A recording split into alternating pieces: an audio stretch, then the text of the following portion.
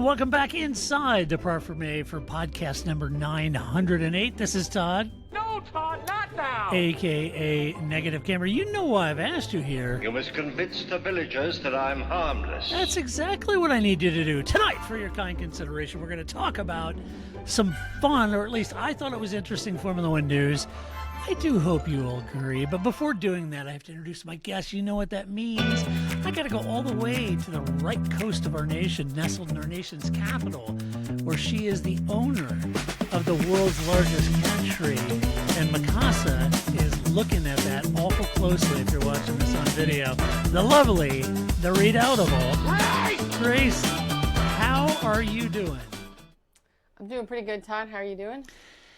You know, Grace, I can't lie. I can't lie to you. We're old friends. I'm in the process of job hunting. Did not have that on my bingo card. So I'm like, oh, really? So I'm kind of in the, or actually, I'm literally at this point like, Oh, Jesus. unbelievable. GP2 engine. I know. Did not have that on my bingo card Oh, that's for the this fall. worst. I know. And then you have to I have a friend that's also looking for a new job, and we always joke about the because they always ask you what are you doing? Where do you see yourself in the next 5 years? And of course, my initial response is always alive. I hope, right? Like I know that's not what they're asking, right? Yeah, I get the point of why they ask that question, but I'm like, that's always the first thing. I hope here, alive, employed, like big picture things. Like I don't know. I know. And it's the, it's, I'm not going to get into it. It's a sad and depressing story. But anyway, yeah. Having said all that, I soldier forth. There is Formula One news to talk about tonight. We are going to, yes. Here's your uplifter. Happy Canadian Thanksgiving, everybody. There you go. So, all our Canadian viewers, listeners. Happy Thanksgiving. Yeah. Yes. Happy Canadian Thanksgiving. There you go. Yes. So, for all of you in Canada celebrating. Or, you celebrate other people's holidays. I'm all in for that. Have some turkey extra, Right. I don't know if they do turkey. I don't know. I've been to Canada during Canadian Thanksgiving, but I've never actually partaken in the Thanksgiving. But, yeah. Yeah. Sure. Have some stuffing. Yeah. Why not? Or whatever it is that they eat. I mean, if you're going to have two holidays, I think Thanksgiving is a good two holidays to have, Celebrate your Thanksgiving, their Thanksgiving. It's good. Right. So a huge thank you and hello to our Patreon supporters, and including Dave. He says back bacon. Grace. That may be what they eat. I don't, Could be. That's what Dave thinks. We used it to go visit wineries, so. So this is the trick, right? You fly to Buffalo, and then you just drive across the border, and on your way to Toronto, you drive through Canadian wine country. So you just stop along some wineries along the way, and then you're in Toronto. There you go. That sounds like a plan. Yeah. And by the time you get to the border crossing near Buffalo, you've had a few. Well, the wines, I guess coming back, but we only ever did it on the way up. But yeah. Okay. I've been to Gretzky's winery. He has a winery in that area. Nice. Yeah. Nice. I never met the great one, but yeah, I had his wine. It's pretty good. Oh, there you go. It's fun. Who knew he could play hockey and make wine? Not just Truly, No. That's right. Athlete and winemaker. Truly the vintner. Yeah. Yes, so let's talk about some Formula One news. Sure, great transition. We'll get right into that. Here, we'll segue into this. It's a different category right now. We don't even have a Canadian. Oh, we do. We could talk about Lancey. There you go. We can That's talk right. about Lance. Yes. That's right. Transition right in there. Talking about Lance. I wonder what Lance did on his off time. We should ask him what he did for Canadian Thanksgiving. I hope they ask him that in Austin. They should. How was your Thanksgiving? What did you have? Right. We'll send that right out. And again, we'll find out now who listens to this podcast by who asked them that question. Who's paying attention? Right. Exactly. So in Formula One news this week, I got to poking around in some of the articles and headlines and such. And one of them is a sort of an article about Red Bull and sort of I don't know if it was sort of state of the nation sort of thing, but it was, about the attrition they've had and those kind of things. And I was reading that article and I got to thinking about it. It was interesting in as much, and it was quoting Helmut Marko about losing some of the key personnel. So, I mean, just on the surface of it. Yeah, just a few. You've got Adrian Newey, Jonathan Wheatley, Will Courtney, Rob Marshall. They've all been poached by Red Bull. Certainly not a new concept here as far as having your key personnel poached when you're at the height of success and doing real well. Sure. Mercedes went through that, right. After 8 dominant seasons, as you would expect. And so they suffered some key personnel being poached and over to Red Bull and other places, right? So nothing new there. When you're at the height of a success, everybody reckons, well, that those people are really good at what they do, and this person's a great aerodynamist, or this person's awesome with engines or gearboxes or chassis or carbon fiber, whatever it might be. So they tend to poach them, but it's common in F1, and yet this left Jos Verstappen saying, effectively, I'm paraphrasing here for Jos, but basically, see, I told you so, with regards to the warnings that he had given about the issues created by Christian Horner and all the tumult in the team and how people would leave. But that's not exactly how Helmut Marko sees it. But I don't think Jos Verstappen is a wizard. Like, that's the best kept secret since, Ralph Schumacher to Toyota there. That, well, Christian Horner was accused, and that is going to ruffle your organization, right? Like, so, and I can't imagine he's an easy guy to work with. So, thanks, Jos. And we know you were paraphrasing because there was no cuss words in it. Right. So, it's for sure paraphrasing, but, and no child abuse in my comment either. Ooh. Yeah, like, way to go, Jos Verstappen. Nobody was left at a gas station or, had their helmet thrown at them for coming in second during the course of that quote. So that's how we know. But, yeah. Wait, I feel like you should get some sort of like a sarcastic clap for that, Jos Verstappen. Good job. I agree. And Helmut Marko didn't agree. Here's what Helmut had to say. Helmut said, "Goodbye, good luck, and good riddance." No, he didn't say that. He would love to say that to Jos Verstappen. He would love to. Yeah. That may be the only time him and I agree on something, right? Like, out he goes. Always pulling at those threads, Jos. So this is what he said, quote, "Well, I would say that it's a natural development when you've been as successful as we've been that people are poached. Courtney had an offer that was significantly more attractive in terms of position and financially, and that was the case for most of the people mentioned in that list that I gave. So they had a very nice offer, financial package, and position, and they chose to leave. And that's typically how that always happens, right? And it's a commingling of things. Like, it is. You've left jobs. I've left jobs. I've left jobs that are the same, grade. Like, it's not a promotion. And I've had managers that never came to terms with that. Because if you leave for a promotion, well, there's nothing I can do about that, right? I can only do so much to match what some other team is going to pay you. So it gets me off the hook by saying something like that. I've certainly had managers that are like, so you're leaving because it's a promotion. I'm like, no, it's not a promotion. It's a lateral. And they're like, oh, right. The problem is you. So, right, like a promotion is probably only part of it. So, I mean, it makes sense that that's what Helmut Marko is going to say. He's not going to say, we suck, so they left. But it does give you something as management to hold on to, even if it's only a partial truth that they left because there's a better offer somewhere else. Right. So, they're working on their new wind tunnel. They're still dealing with World War II grade wind tunnels over there. And Stonehenge. Yes. Yeah, right. And then I got to think, well, part of me wonders if the cost reduction penalties they incurred over the overspending might not have played a role in key person retention, right? So there's only so much you can afford to do to fend off better offers.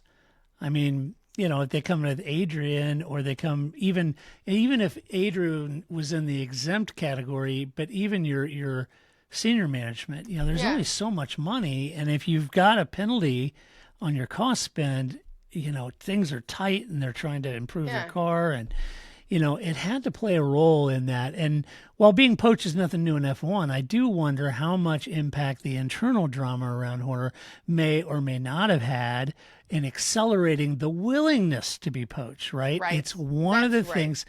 Yeah, it's one thing to be a key person and be poached when a team is at the top of their game, but to see so many leave is kind of a bit odd. Yeah, like, while I'd like to believe I am the Adrian Newey of survey design, it is complicated, those different things that you have to look for to find another place. And especially, I mean, anybody, especially if we don't know their names readily, but, it's never easy, right? Like, it takes a lot to leave, right? Inertia is people will stay at a crappy job just because it's hard to look for another job, and it's hard to find other people, and it's hard, especially in Formula One. I mean, we talked about it with the drivers last week, right? That there's a lot of things that go to that equation of, should I hire this driver? And then for the driver, should they go to that team, even though there's only so many teams? I mean, that's like the story of Ricciardo, right? Like, he thought Renault would be better. I thought it's a better fit for him as a person, but he wasn't winning. Right. So that's the trade-off. Right. Yeah, I'm connecting dots that may not exist there, but I just thought it was kind of interesting that they'd lost so many. How much of that did play into it? Was their cost cap penalty kind of handcuffing them and their ability to retain some of those key personnel roles? I have to think that they were, but who knows, And at the end of all of this, he also gets to stomp out of the garage and say, "See, I told you so." It doesn't help. It's not helping anybody. Right? Like, at the end of the day, it did not help. It may not have been what pushed somebody out of the door, but it is definitely the cherry on the end of that broom or whatever. Right. That, I'm gone. This is too much. Right. And on each top of those, all the other things. Mm-hmm. Each of those people, too, Grace, had to be thinking, we're winning championships, top of the game, blah, blah, blah, blah. But each individual person has a role, an aspiration, advancement when you're at a team like that, race director. And I mean, those kind of roles are there, and while the organization may be 1,200 people, there's only so many of those roles at the top of the pyramid, and they don't change that frequently. And so there's these jockeying for positions, and each person has their own aspiration. And probably thinking, when am I at my maximum earning potential, and where could I go to, in James Vowell's case, being the strategy guy and an incredibly successful team, I'm sure he had a great salary and all those sort of things. But if he ever wanted to be a team boss, Toto probably wasn't walking away any day soon. And the opportunity to go to Williams and be the head, is one of those rare opportunities. And, I don't think that applies to Adrian because he is ahead of everything car related, and he just gets to do it with a different mark, and fair enough. But the other guys, Jonathan Wheatley and those guys, these are good opportunities for them. I mean, it's similar to you brought up James Vowell. Like, do you want to be the Rubens Barrichello to Toto's Michael Schumacher, or do you want to go to Honda, right? Right. So, and different people want to do different things, Some people will want to stay in a certain position, but you're right. There's a greener pasture out there, and I would love to be in the job interview where somebody asks Jonathan Wheatley where he sees himself in 5 years, right? Yeah, right. Running this whole damn team. That's what I see myself doing. Jonathan, where do you see yourself in 5 years? Running F1. That's right. I'm the president now. Fred Vasseur, where do you see yourself? Firing Stefano Domenicali. That's right. Hate that guy. Yeah. See how I tied my job search into the whole job related? Wasn't that a nice segue? It worked perfectly. Yeah, unfortunately, I didn't. I'm not an Adrian Newey, so I can't. Red Bull's not going to hire me as the key designer, unfortunately. No, but I think in some ways, I feel like I say this all the time, but in some ways, Formula One is very different than us regular people. In some ways, it's exactly the same, right? Yeah. Humans are humans. People management is people management. And, you know, Adrian Newey has hopes and dreams just like all of us. So He sure does. you know, what he wants to do. And I share 32% of Adrian's hopes and dreams. Yeah. So, maybe 34. It's give or take. nobody So- could hire me to do any of those things. But yeah, Right. I aspire to many of the same things that Adrian Newey does. Yeah, That's yeah. right. Yeah. So let's see. Next up, let's talk about Andretti, shall we? Oh, because you know what's a show without talking about my favorite human being on the I planet? know. I know. Oh, I You can't and wait. Greg are like this. Yeah, I Um, mean, on this so- one thing, I don't know what else Greg and I agree on, but we agree on this one. That and popcorn farts, apparently. So it's a Greg Maffei quote, not mine. So anyway, we mentioned a couple of weeks ago, whatever, the news story that Michael Andretti had stepped away from his day-to-day running of Andretti Global. And so at the time we're it's interesting. We didn't really dive too much into it because I wasn't quite sure that the playing field was sort of sussed out, if you will, about who was going to take the helm, and there were some other details. Wasn't quite sure what all that would mean other than it's immediate. And we even mentioned, I think I was just speculating that, it had certainly something to do with F1, although on the press release, it didn't really say that, but, logical, because that's their focus. It's So I not thought I gonna had say- something to do. It's not going to say we hate his face. End of press release. Yeah, right. Time to go. Yeah, right. That would, Yeah. I mean, that would be helpful if it did, but, we really have Yeah. to read between the lines on that one. Right. So we talked about that, but it seems that the Silverstone operation is full steam ahead. They got 260 full-time employees, a wind tunnel and design work being done, wind tunnel work done, crash tests on some of their parts, suspension, and a focus on delivering their first chassis in January, Grace. But do they have a nose cone? Have we seen the nose cone? So, and I referenced that in the notes. I say that's a lot of. I know. You see, we're some. We think the same. We share the same inside jokes. I know which- we do. Well, that's what it is. So as soon as I read that, you're like, aha! But do they have the toaster? That's right. Right. So, So that's a lot of work and resources invested without an official place on the grid. What are those people doing? I don't know. And divorcing myself with the politics, we'll get into that in a minute. But if you just look at that on the surface of it, you've got, MBS initially approved them for their application. F1 did not. And then MBS kind of backtracks and says, maybe you ought to buy a team. Thanks. Cutting insight there. Yeah, we already tried that with Sauber. Didn't work. Yeah. So that, that was like, well, so much for expansion, just buy another team, right? Right. It's interesting, though, to your point that you alluded to, and in my notes, it's interesting when you juxtapose Andretti's operational prowess versus the teams in the past, like even Haas or USF1, That's right. who only had a nose cone and an office. All right. And what about Stefan GP, who showed up to the testing to try to get in, loitering outside the fence, and they didn't have E-tires for the car? Zoran GP, the best. Yeah, remember that? I do Zoran. never forget. It was really Stefan GP, but his name is Zoran, and Because that was Grace such a and I missed like opportunity. Zoran. It was a total If because he your name could have is got the 007 James Bond blimp, Zoran blimp, and Fired. hovered around each race. It would have been.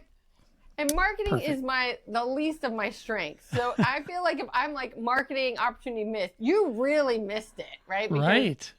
I would have never Zoran. You could have been Zoran Right. GP and you went with Stefan GP. You could have been Boring. floating around at every racetrack in your Zoran blimp, Yeah, dropping down like fake braces so you could do everybody could do the Mandela effect with Jaws and the Right. That's right. just really nice play grill. into it. Yeah.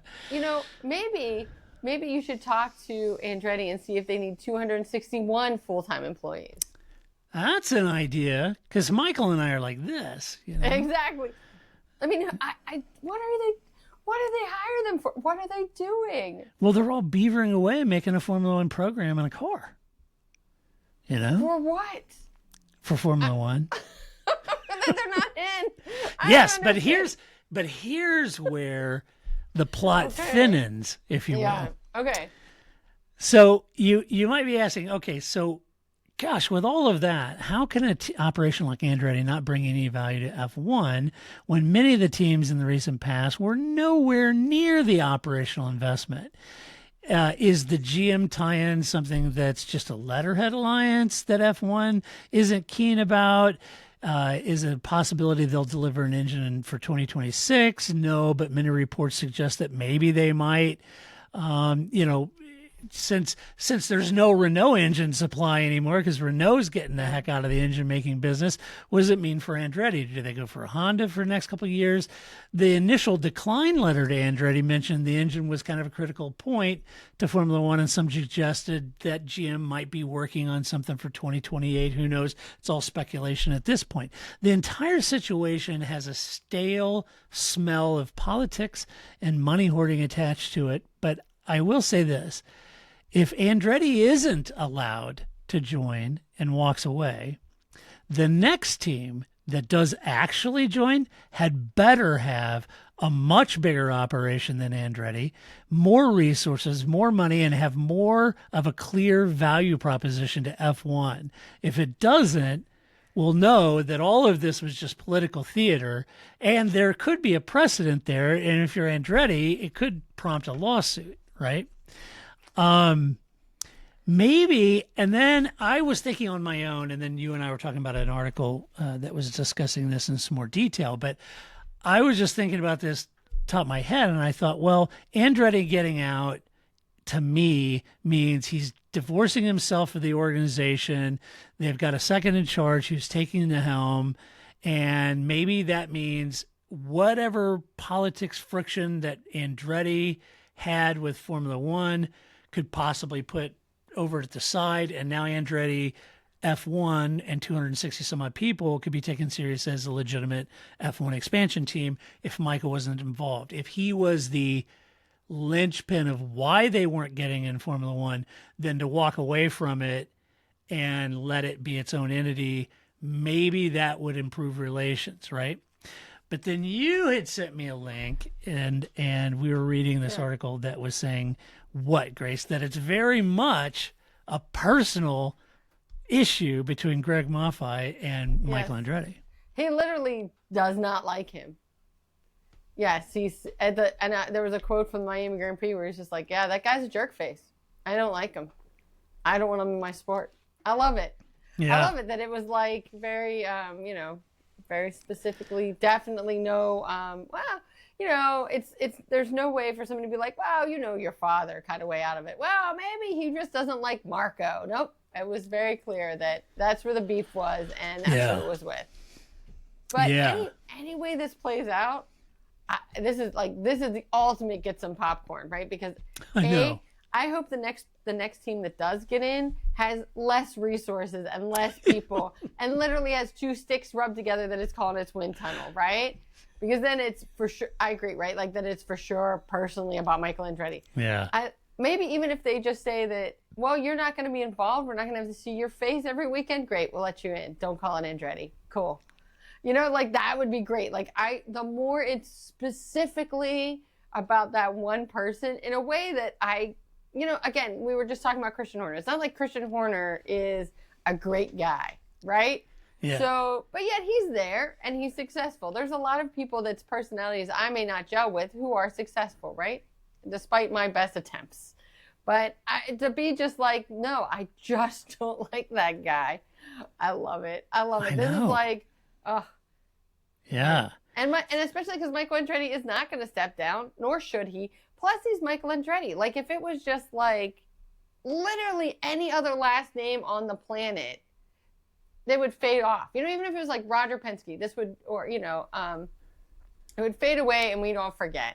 But it's Michael Andretti. Literally, if people can name one person, it's an Andretti. Usually Mario, but they can name an Andretti, right? Like, it's just crazy to me that, like, I hate this person so much, that I won't take his name, which would lend so much credence to my sport and would be great for my sport. And we're making this inroad in America. Let's have the Andretti name. I hate him so much. I know. I'm not going to let this happen. Yeah, it's amazing. It's great. That's yeah, what did he do to Greg? I mean, I don't know. Maybe he didn't like Michael Mario's sort of aggressive approach to Formula One, and they may have thought, okay, well, look, you're aristocracy in American motorsport, but not Formula One, and you don't come in here and roll us like that. That isn't how it rolls. You know what it is? I'm expecting a Scooby-Doo ending, and that Greg is going to rip off his mask, and it's actually Ron Dennis, right? Right. And he wouldn't have gotten away with it if it wasn't for you for meddling kids. But I'm thinking Scooby-Doo ending. It's actually Ron Dennis is the mastermind behind all of this. And then it would all make sense, right? I like it. Nice, Ron. Yes, I like it.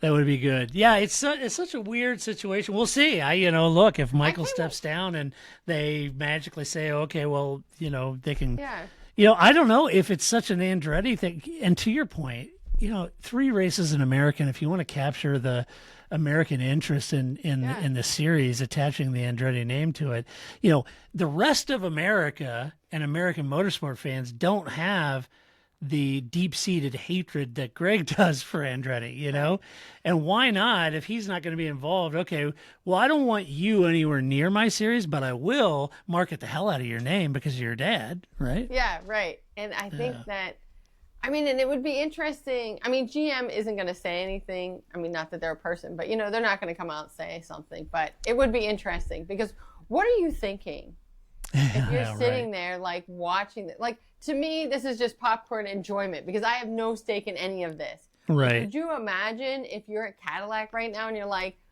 like, what are you doing? Are we in? Are we out? Are we in? Right? Are we out? Like every day, it would just be. I would just be fretful if I was GM in this proposition because you legitimately are trying to get into this sport. Yeah. You aren't just there because Andretti needs to bring in an engine, right? Like you're trying to get in there, and this is not what you were planning on.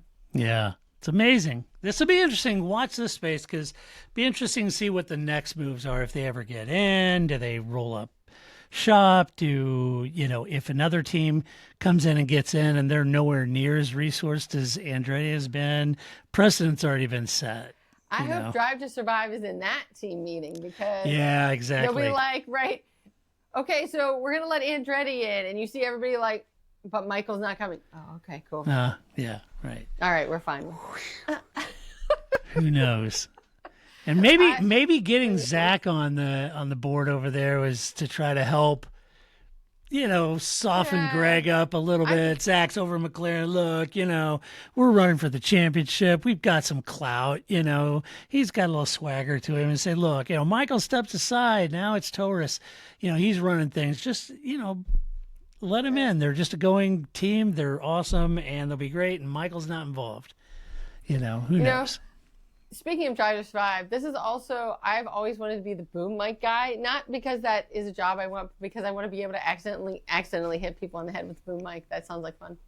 Like, what was that, Michael Andretti? Oh, did I hit you with the boom mic?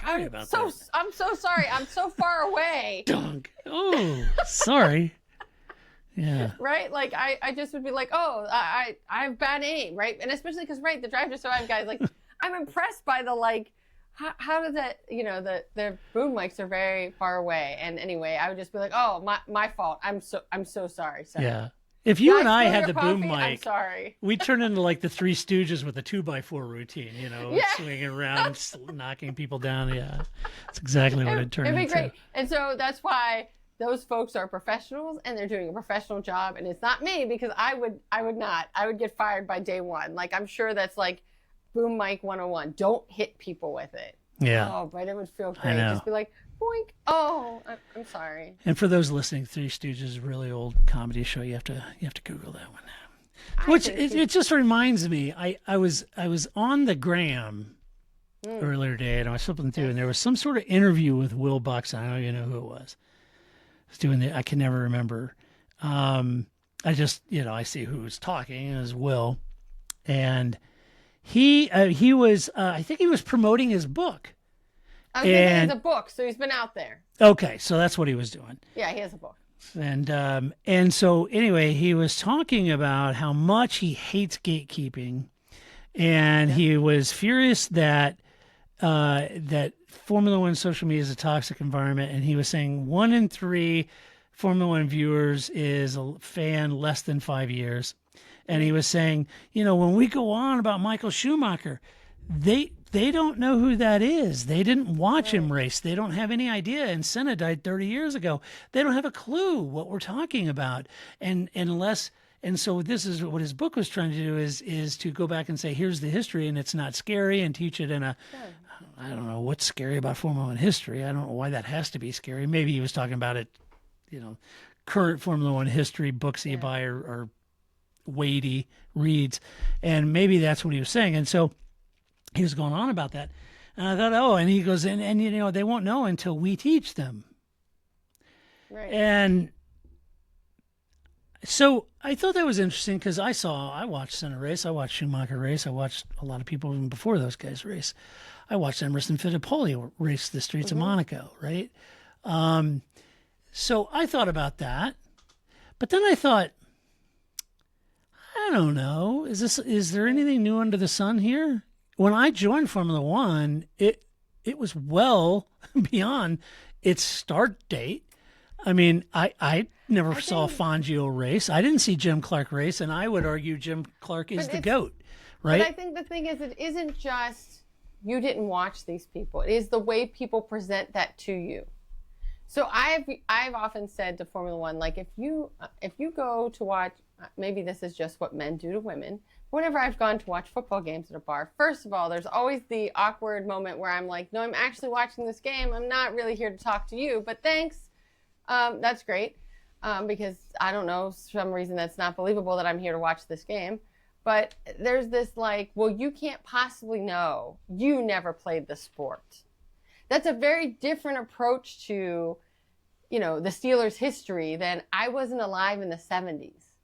So you can have a conversation with somebody that is, hey, this is what the steel curtain was, or this is, these are the, the Immaculate Reception. Like Franco Harris. I was a huge Franco Harris fan. So here are these historical moments that as a Steelers fan I know about, but I didn't live through. I wasn't alive, or I was 2, right? Like I don't remember these things. And there's a way to talk about that. And you can watch documentaries and you can gather this information. But it's very different when somebody says, well, I don't know why you think you're a fan. You never played the sport. How much could you possibly know about it? Yeah, I don't. So it isn't just that you didn't live through watching Fangio race. It is how people talk about what could you know patting you on the head because you didn't watch 20 years ago or 40 years ago. Yeah, I mean, I got some of that, but I don't really give a damn about that. Whatever. I mean, I can read everything Jim Clark did and his accomplishments and draw my own conclusion when I've never seen him race.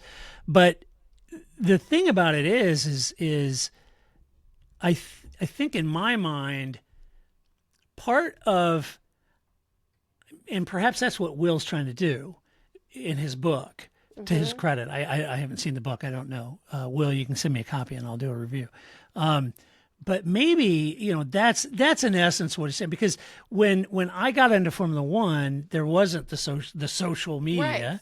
Right. There wasn't the toxicity. Although the whole reason we started this website back in 2005 was because I was sick and tired of getting flamed on Autosports forums. Yes. Because my post count, I just joined. I've been watching Formula One for decades by that point, but I just joined, and my post count apparently meant I was new to the sport, and so they berated me like I didn't have a clue about who Williams was or what Senna. It was ridiculous.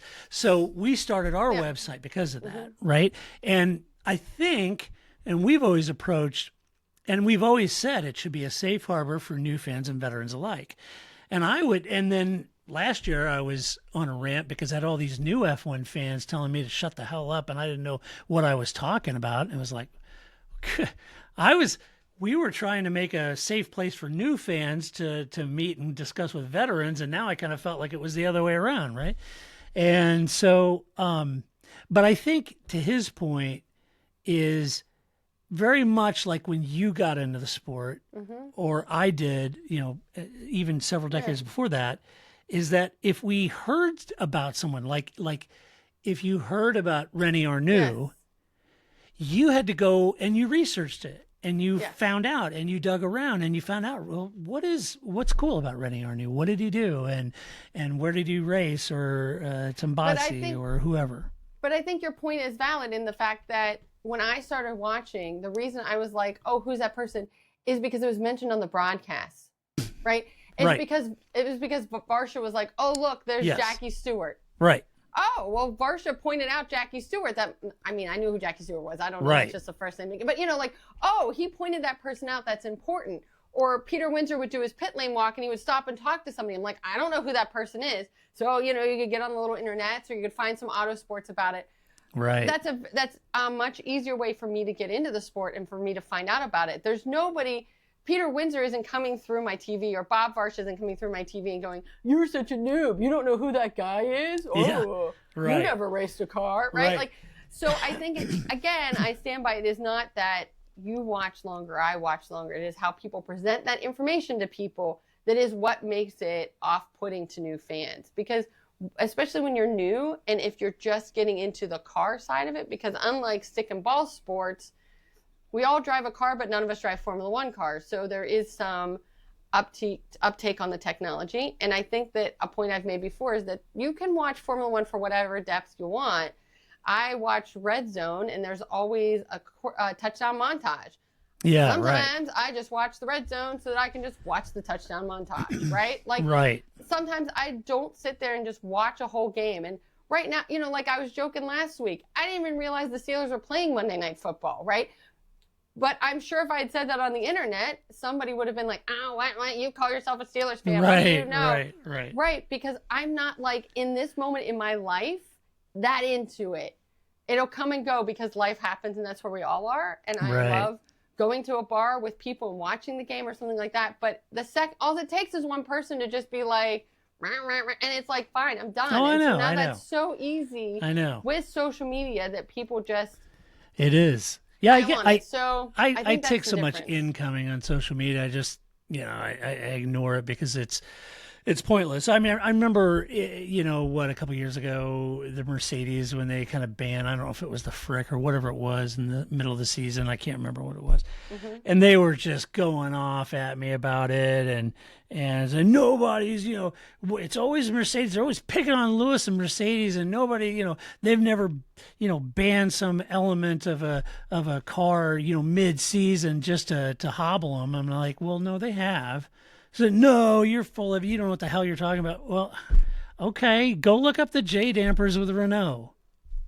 Right. Go look that up. That changed their season instantly. Yes. Right. So, and that was mid-season, but it's that kind of toxicity and stuff, and I get it. And to Will's point, I'm sure he's written it in a very, fun way that'll help newer fans, ease into some of the weighty 50, 60-year history of the motorsport of the series, and that'd be great. But we've been doing that all along. We used to have me, who was writing for our website, and he would do then and nows, and so he would talk about the way things are happening now in Formula One, like pit stops or track evolution or whatever it might be, and then he would juxtapose that with the way it was in history, and you could draw some correlation there, and it would make sense. And so we've been doing that since 2005. But I think it is like watching, comic book movies with comic book nerds. Yeah, right. Right? So some people get very hung up on, well, that's not how it was in the comic book, or that's not what happened, or why did they change that? And I have, I've read, some, but I don't have the level of knowledge that other people do. And it's just like, well, why does that matter?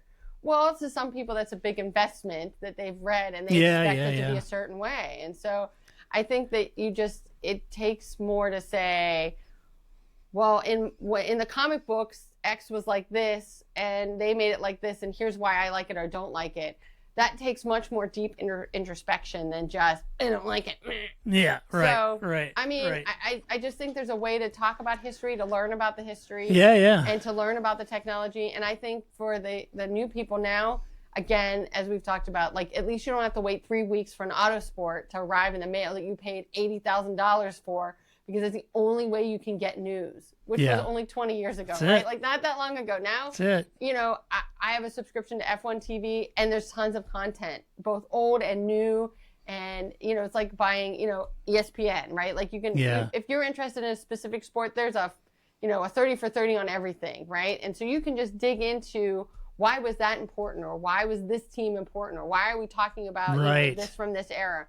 You have that ability now in a way that wasn't there before, but that's the negative side of it, is that it also gives the people the ability to poke and mock people. And it does. It's you know, and I get it. I think F1's try to be seeker sensitive, you know, and that, for lack of a better term, you know, they've got a lot of content that they've put up and trying to ease people into the sport, and that makes sense. And I think people also, it's hard to not feel that nobody cares about you as a long-term fan.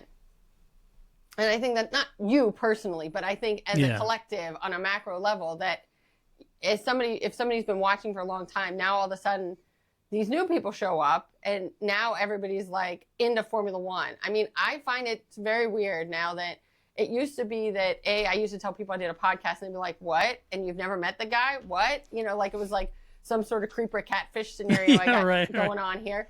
And then Formula One, people were like, is that like NASCAR? No, you know, the Indy 500 was as close as I could get people. Yeah, right. Now people are like, have you been to Vegas for the F1 race? I just met you. Why do you know this? Right? Yeah. Like, so there's still some part of me that still has to get used to the fact that in the United States, it's now very commonplace in a way it's never been in my entire existence as a fan. Yeah. So I think it's hard for people sometimes too to be like, oh, I watched this band when they were just scrapping it in a college tour, and now they're doing stadiums, and now you people all show up, and you think you know everything, right? There is some part that's hard not to feel that too for people. So. It is, and it you know, for better or worse. I mean, they mean it well, but I bumped into somebody and they saw the print behind me and they're like, "Oh, do you like Formula One?" Yeah, and I said, "Yeah, I do." Yeah, and they said, "Oh man," he goes, I went to the race and blah blah, and he said, "You ought to go, if you like Formula One, you ought to go to one of the races, you know, because I was there and I got to go into this and that." And I was like, "Yeah, no, I know, yeah, I know, I've been to many, you know, I get it." So anyway, but yeah, they mean well. All right, let's jump off. Hey, good luck with that book, Will. So let's talk about why and what is Toyota doing with Haas? Now, I saw this headline when it came out, and because of other things going on in my life, it took me a little while to get in and kind of read the fine print, right? So Toyota announced a technical partnership with Haas, and my first thought was, reading the headline only, I didn't read the article, I thought, oh, maybe Toyota's thinking of coming back to F1 as an engine maker again, right? Suck it, Ferrari. Yeah. And, you know, it made sense if you consider the explosive growth of F1 since 2009, when Toyota tucked tail and ran along with Honda and BMW back then. And I thought, oh, are they getting back in? Are they thinking about maybe doing an engine program for 2026 or 2028, something? I wasn't sure. So then I thought, okay, I gotta make time to go read this, right? So that's not it. Instead, what Toyota is going to work with Haas on is at a technical level with drivers, engineers, mechanics, all involved in a test program, as well as working on aerodynamic development, design, and manufacturing. I thought, now that's interesting on many levels. So Toyota chairman Akio Toyoda said this, quote, "Please make sure that tomorrow's headlines don't read, 'Toyota finally returns to F1. Rather, it would be great to see headlines and articles that inspire Japanese children to dream of the possibility that they too could one day drive the world's fastest cars," end quote. So the intent there is really about development. and investing in the human capital side of this relationship versus the sporting element of it. The partnership is there to help ramp up the driver development program, increase the understanding of the engineers and mechanics involved in Haas's test program, data analysis, aerodynamic developments. All of those are things that they're hoping to sort of get out of this. And I read that as Haas may be thinking that their team could, use more eyes, obviously, on their situation, on their car design, than just Dallara, and perhaps be an incubator for exceptional talent in Japan. Yeah, I think that's the big. Yeah. I think Dallara was good as a starter wife, right? Like they were good, but now as a first wife. Now we've moved on, and now you're ready for your real wife. So it may be. I think that Dallara just, and I don't have a dog in the fight with Dallara. I just don't think that they can give Haas what they need now. I think that happens in sports with coaches, right? Like sometimes after a rebuild year, you need a coach that can like pick you up and get you going, but then you need the guy after that goes, I've gone to championships, right? Like, so I think that Dallara was able to get them only to a certain point, and they never were ever going to get them to that next point in a way that this kind of partnership with Toyota will do. Patron viewer in the audience, Jason says, I feel like Toyota is the Ross Perot of Formula One. They're in, they're out. They're in, they're out. See, now, here's the deal. See, now, you got a pie chart. That's right. You got a chart. That's an old school joke. That's great. That is an old school joke. Excuse me. So it would be very odd not to consider some sort of technology and car design chops that Toyota brings to, from their WEC program. I'm sure they've got a lot of, intellectual property that Haas can leverage, there. And their original concept of harvesting the technology and, the parts list, the listed parts program and that kind of thing. Toyota clearly feels this is a human resources development program for them, and to have a program, their emerging talent, all of that investment and innovation, everything that gets crammed in there, they can dabble around in the front end or at the sharp end of motorsport, in motorsport technology, and they can make an investment, they can innovate there, they can prototype there. I wonder how, and I'm not quite sure, and I kind of read it quickly towards the end, but I was wondering how this plays into their whole cost cap restriction on the P&L. And apparently what Komatsu said was that it was very much the same as how they expense the Ferrari and Dallara thing, that it's done through sponsorship funds, not operational or not a capex, apparently. So maybe that's the way that they get around that on their P&L. Toyota, then it said that Toyota is going to help Haas develop their first driving simulator. They normally use Ferraris. Right. And they're going to take advantage of the TPC testing program, which is testing 2-year-old cars. You can test those quite a bit, and so they're going to do that. As for Ferrari, their Haas is signed through 2028, and they said we very much are continuing with their engines and gearbox. Where it got a little cloudy is on the Dallara side. Yeah, I think that's absolutely where this is heading, right? That's who we're replacing in our cadre of people right now. It's Dallara who's losing out. Yeah, and it's interesting because I remember when Haas came in, and I don't think it was the first year they were in. Maybe it was. You and I were talking about it, and I just did it was a real junior league sort of research. I was trying just quickly to see how many races or championships in Formula One a Dallara chassis has won, and I don't remember none there being championships. There could have been a race win, not a lot. And so I always thought, I don't know, maybe Dallara's great making some IndyCar chassis and stuff like that, but I don't know about F1 and that program, kind of what Haas and Dallara designed is kind of what they had for the year, and then maybe we could put different strikes on the wing or something, but I think they've evolved a lot, obviously, since then. But I do think this is an opportunity for them to really tap into potentially what Toyota could help them deliver in a chassis development program, an aerodynamic design program, versus going to Toyota and say, would you make us a new engine and gearbox? Which, yeah, I think this, I think for all of this is very future looking, right? Yeah, As you said, right? They're with Ferrari at least until 2028. So if we look, so the earliest, you're looking like 2026, we're looking farther out. So I think in that sense, it gives Toyota also a chance to kind of suss out the situation. Yeah, right. Maybe we'd like to beat Michael Andretti to being the next team on the grid. Maybe. Right, so this gives them a way to kind of suss things out, and that, and again, they get to develop the personnel that they would need, the 261 people that they would need if they'd ever want to come back into the sport, right? And it gives them a space to develop those folks too in this technological place. And, I think that much like we were talking about,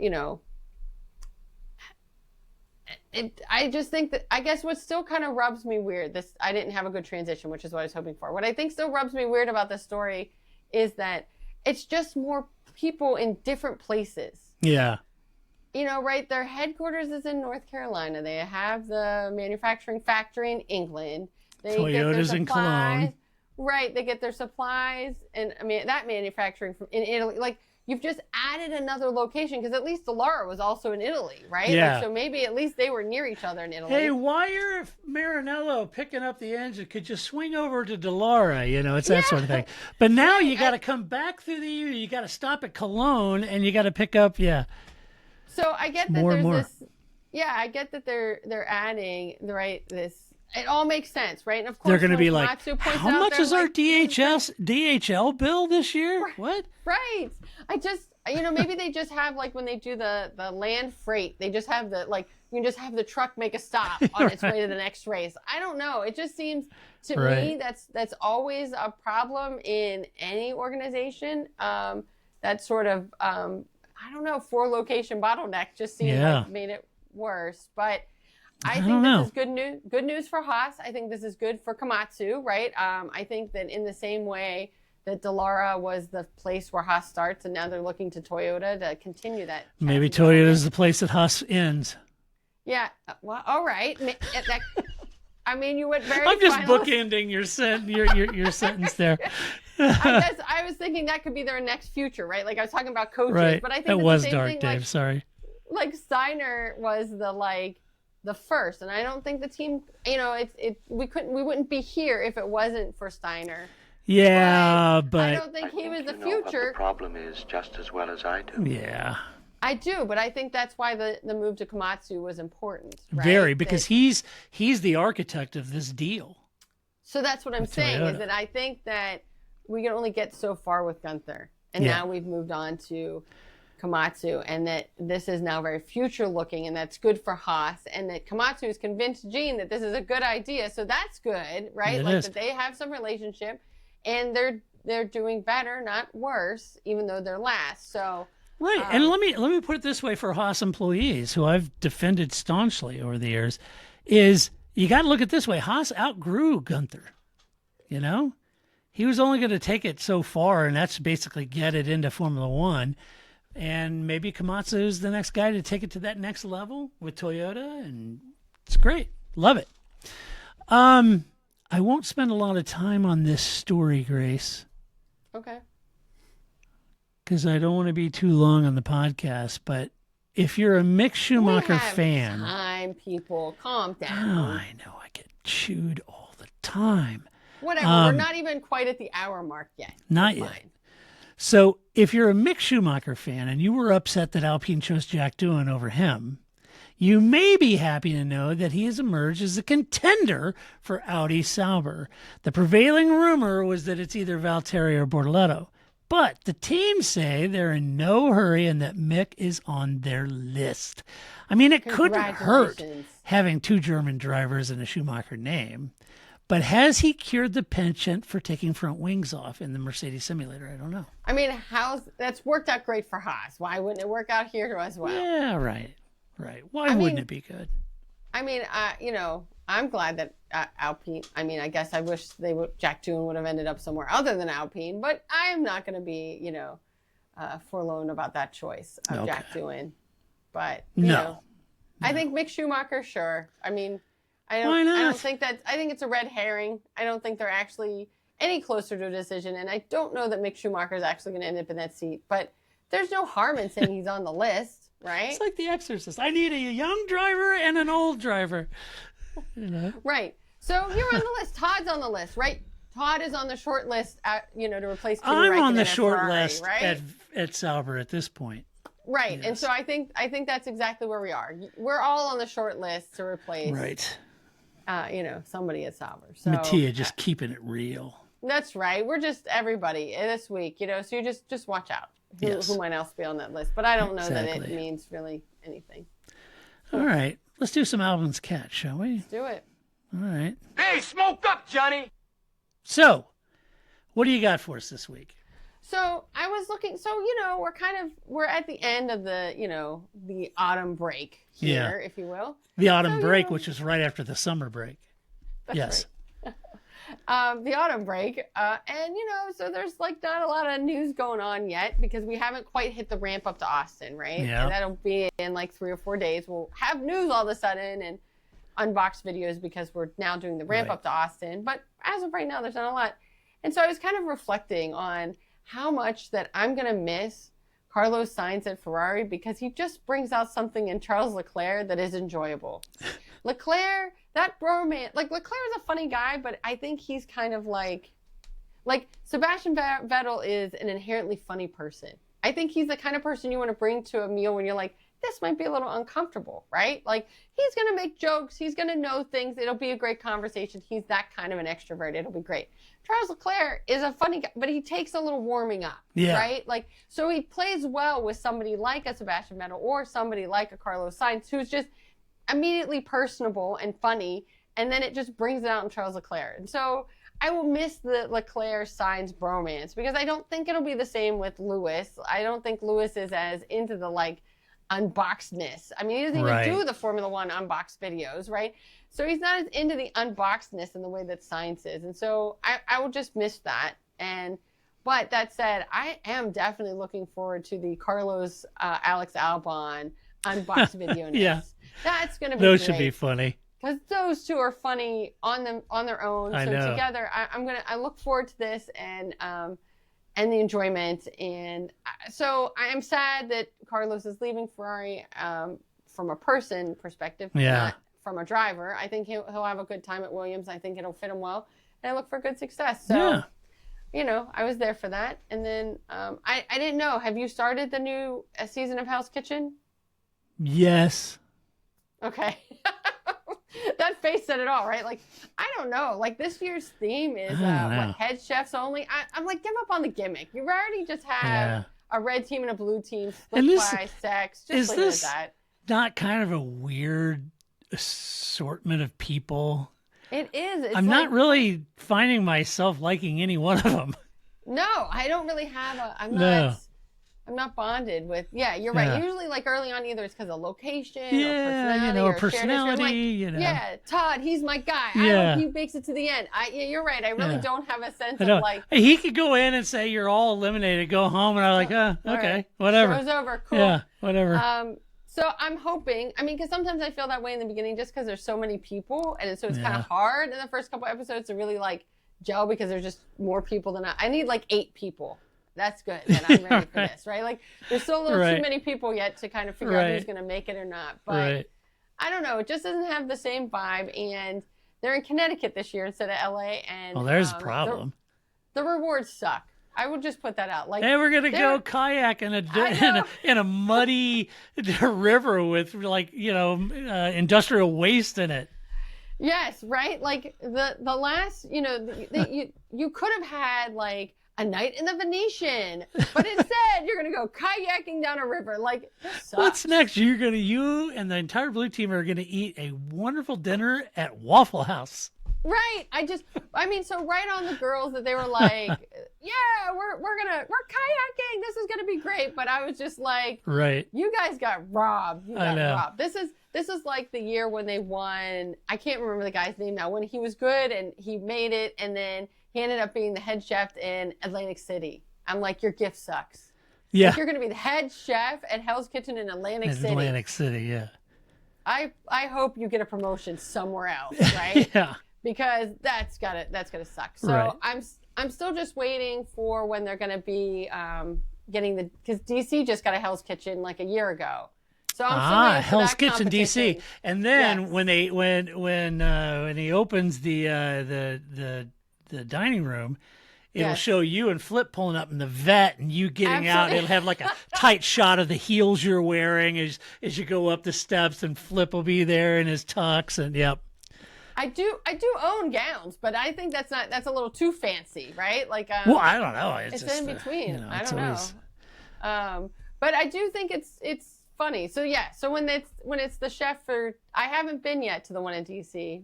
I keep thinking we should go, and then I'm like, well, maybe one of these times. But it's also weird because the wharf, which is where it's located, used to be like a dive. And Yeah. It's still very weird to me. I used to work over there, and I'm like, there used to be one terrible bar, and that was it. And a Phillips Seafood, and now there's like all this and $100 a plate Hell's Kitchen. But like, okay, cool. It's weird when that happens, but I'll go someday and I'll let you know. But Yeah. I'll be excited when that's where the competition is. That would be pretty great. Sweet.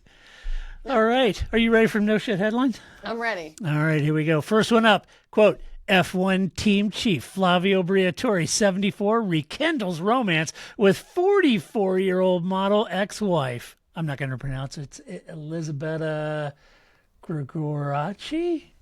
I There you think go. Gregoracci. Gregoracci? Okay. That sounds good. There you go. Hey, what's 30 I mean- years?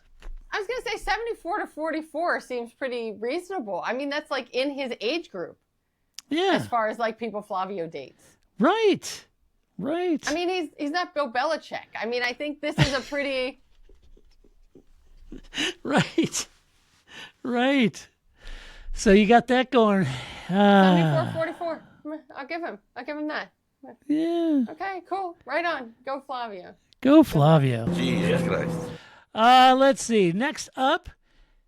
Now I have to put this as a correction because last week I was telling you about how the whole thing between Colapinto and Behrman and the girl and the one was with so and then left Behrman to go back to Colapinto and that whole thing, Yeah. Well, apparently she set the record straight, and the headline reads, influencer model at the center of Formula One's love triangle saga is single, all caps, claims close friend after reports she had rekindled relationship with Franco Colapinto after split with teenage sensation Oliver Behrman.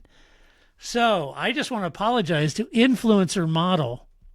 Sorry, influencer model. She doesn't get a name in the headline, apparently. She's so great. important to write the story about, but not important enough to use her actual name. Although you feels name Colapinto and Behrman. Fair enough. See how it is? I mean, right on you, ma'am, that Yeah, those are your choices. got to set it straight. Yeah, right? And this last one, this is, everybody's running for the hills here. This last one Wait, says, before you move What? on, if you don't know who these people are, this is great. I love teenage sensation, Ollie Behrman. yeah, teenage sensation. Like he's a part of One Direction, right? Like It's like the teen sensations, though, the Oneaters, the Wonders. yeah, right? Like who are these people that I don't know. Formula One love triangle saga? That's right. Yes. Lance either. Stroll, teen sensation. That- That's it. From now on, that's his name. Teen Lance Stroll, sensation, Teen Lance Stroll. Sensation, Lance Stroll. I That's love it. it. Lancey, you're Yes, welcome. I like it. Yep, you can market that free on us, Lance. Happy Thanksgiving. We Yep, gave you a happy nickname. Thanksgiving. Enjoy the back bacon. That's right. There you go. This last one is, quote, Lewis Hamilton deletes, all cap, social media posts that called P. Diddy a, quote, brother, and thanked the disgraced music mogul for, quote, always showing love. Ooh, no, ixnay. Before his sex trafficking indictment, Diddy's, not Lewis's. Clear to make that distinction there. Right. I mean, I don't know what Lewis does, but this is referring to P. Diddy's.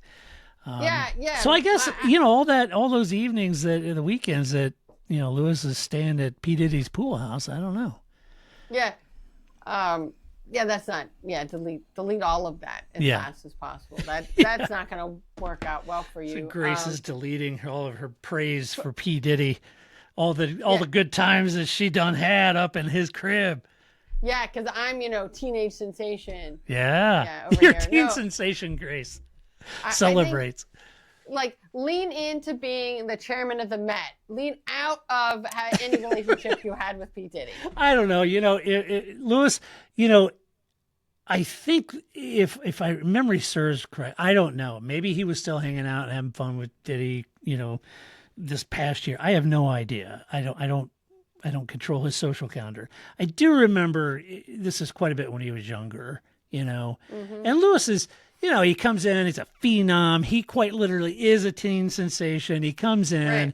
Everybody wants a piece of Lewis. Everybody's pulling at him. He went 12 different ways. He's going to be a rock star, music, R&B, soul singer star. He's going to get married and have angel babies. He's going to, be in the fashion industry. He's going to do, all these different things he's going to do. And then he goes off the rails with his dad. And his dad ends up wrecking a priceless Porsche in a children's playground. And Lewis is suspended from wires over a Turkish opera. I mean, it all goes off the rails, right? So Yes. I feel bad for him that he went through all that. He shows up in the full, what was it, Bahrain? He was all dressed up in the white, and everybody's like, ugh. So anyway, we've actually watched Lewiston love and lose in real time. And we watched him grow up and went down certain roads, and that wasn't good. And it just kind of matured. And, we all do it, and I get it. But I think the whole P. Diddy thing was from years ago. Okay, yeah, I mean, we do, but I don't think any of us had our paths didn't cross with P. Diddy, right? I think there's I've made mistakes. Not that kind of mistake. No. Wasn't me. No, that's not a tweet I have to delete, sir. Would have walked away from all that. I think that that's not going to do well for him. But I will say I did think that was great that he's the Met Gala chairman for one of the galas. Well, that is good on him. So that's pretty cool. Good on him. And so what's coming out first, the P. Diddy list or the Epstein list? Which one's coming first? Oh man, that is not. That is not great. Yeah, a lot of folks running nervous on that one. I'm happy to tell you I'm on neither of those lists. Yeah. So there you go. Not really the target for those lists, but I'm not on. I'm not the target either, Grace. I'm not the target. So right on, Lewis Hamilton. There you go, buddy. You do you, Ben. You do you. There's no stopping you. There is no stop. I have that, and I haven't played it forever. I don't know if I can do it. Get in there, I can do that though. So anyway, all right.